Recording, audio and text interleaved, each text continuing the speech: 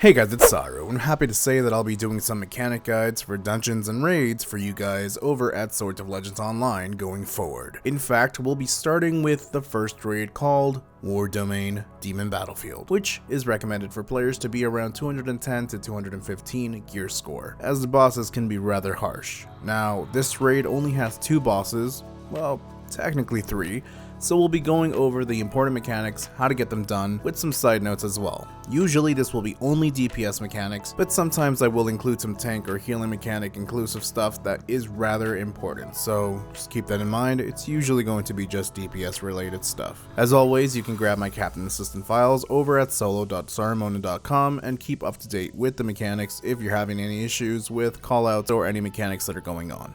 So, let's get right into it.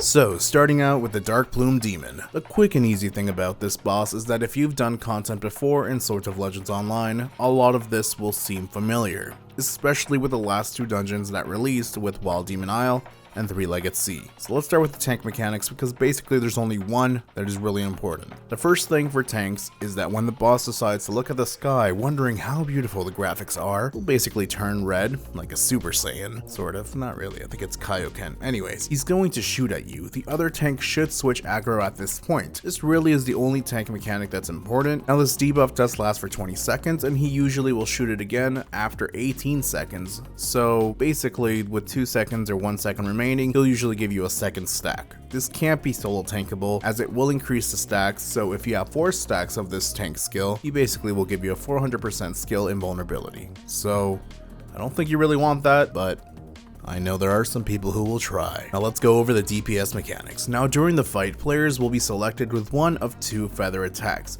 It will either be the Fallen Quill attack or the Feather Fan attack. In its base essence, they are both practically the same in nature. Fallen Quill will target one player but shoot multiple feathers at them, whereas Feather Fan will target multiple players but only shoot one feather at them. These feathers will remain on the ground, think basically Taihua Instance hard mode with the first boss in that sense, except if you touch it they will explode and you'll receive a debuff. And these debuffs do stack up and they hurt quite a bit the more you get. The feathers will naturally disappear after 1 minute of being on the ground, and you can technically have a feather shoot at another feather to cancel each other out, similar to the tornadoes in, well, Taihua last boss I guess. That will require players to be rather precise, and I'm going to leave that decision up to you, but that is my advice for you guys to do that. Both of these skills have different animations. Feather Quill looks similar to the tank mechanic, where essentially he will slowly raise his head with red aura coming out of his beak and then aim at one person. This is the multiple feather one, whereas the Feather Fan one, which again is when multiple targets are targeted but just simply one is being shot at them, is more simple in nature and he simply becomes red and targets players with one feather. You just have to look at the red arrow coming at you, but if you're not paying attention to this, just at least look at the body movement and this will help you. Now when this ugly motherfucker curls up into a ball and slowly begins to emanate red aura around him, you want to interrupt him. I'm not showing you any UI elements for the sake of learning how the boss actually moves around and what he's doing. So when he curls up into a ball and he's emanating red aura, you will want to interrupt him. He will usually do this about every 1 minute or so. It's pretty simple, just interrupt and be careful because if you don't interrupt, it's going to hurt quite a bit. Now at some point during the fight, the boss will pick up someone because it's the only way he'll get lucky. Can't even go to a bird ball and pick up other birds. He's always there at last call.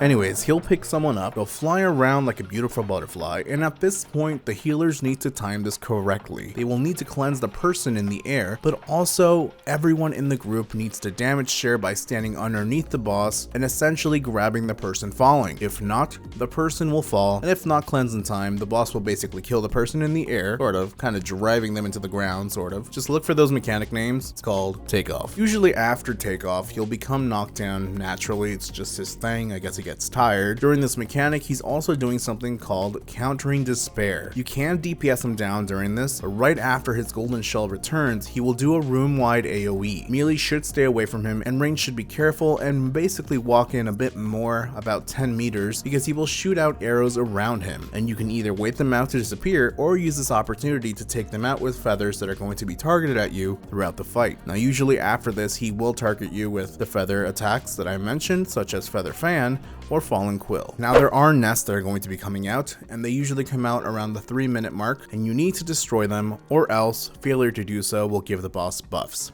Really bad buffs. You have 2 minutes to do so. So there's a lot of time, but pretty much what happens is if you fail to destroy the nest, it will basically provide the boss with a 30% attack power and a 30% defense buff per nest not destroyed. So if all 3 aren't taken down, he will get a 90% attack buff plus a 90% defense, and you won't be able to interrupt him any longer. So at this point, it's basically a wipe. And that's it. He's just one cranky bird. Now Blade Demons. This time around I will show the UI because it's important, but going forward I want to show no UI to pretty much show you how this works. Now if you've done Wall Demon Isle, which I assume you would have done already, you'll have PTSD with blades. Well, guess if you've played the 1.1 version with Sparkwood Gardens, even more so PTSD.